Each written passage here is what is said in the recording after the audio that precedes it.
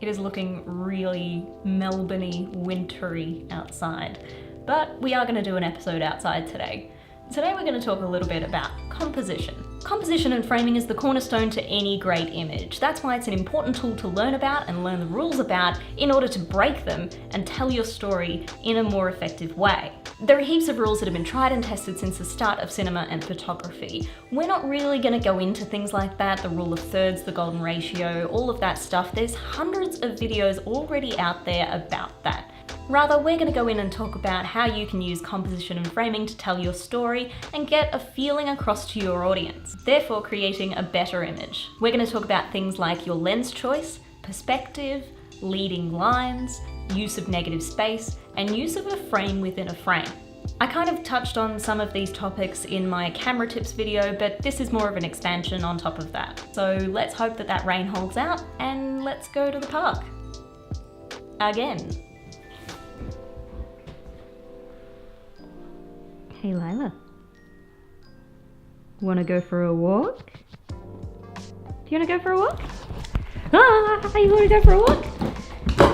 Hello.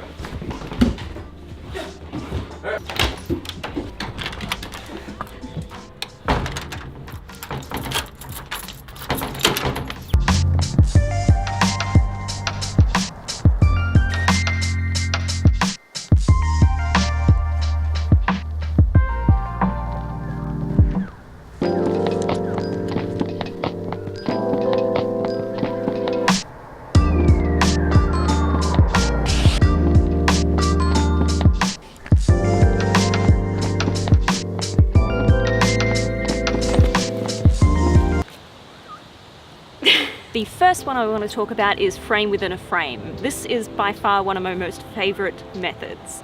It pretty much signifies, in most cases, isolation and feelings of being trapped. And it pretty much forces them where to look in the frame, which is really powerful. There are many different things that you could use to create your frame within a frame.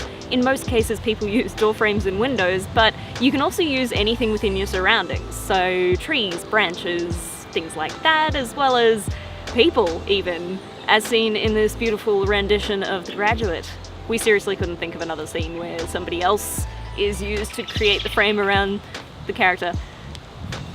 On the flip side, you can use negative space to create many different feelings, mostly isolation, again, like earlier, as well as making your character feel like they're sinking into the background, or maybe they're not as important.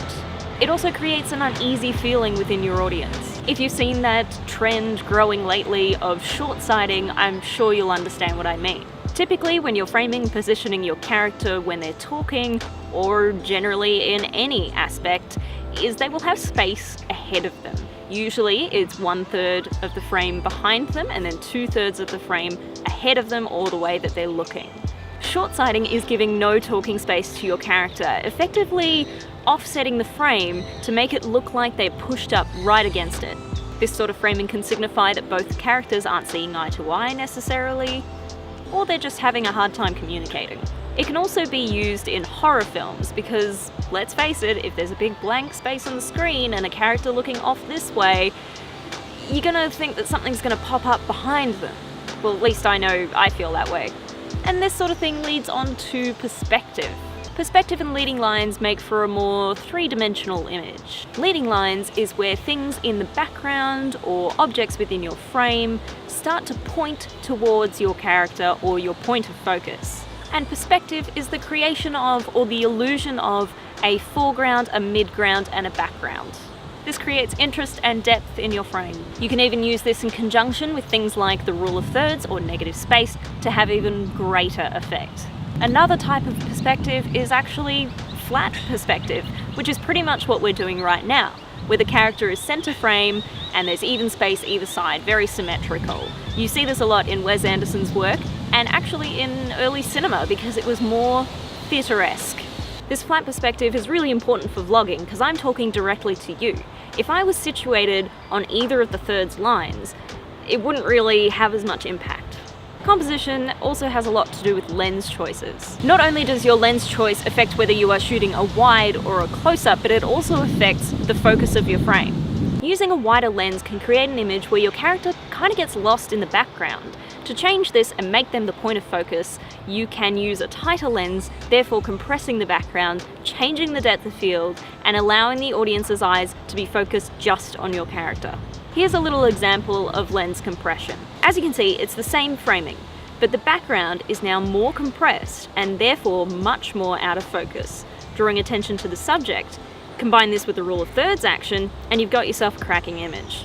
So as you can see, there are heaps of different methods that you can use in framing and composition to tell a story and also lead the attention of your audience. You've just got to think about your story and how you want to convey the feelings. The more subtle you are, the better. The tips in this video are that they're just tips. They're not hard rules to follow, but it's important to know the rules before you decide to break them. You need to know why you're breaking that rule. This will just come with practice, so get out there and have some fun. But before you do, please remember, if you enjoyed this video, to give it a big fat thumbs up, and if you would like to see more of my face, remember to subscribe, and I'll see you next Sunday.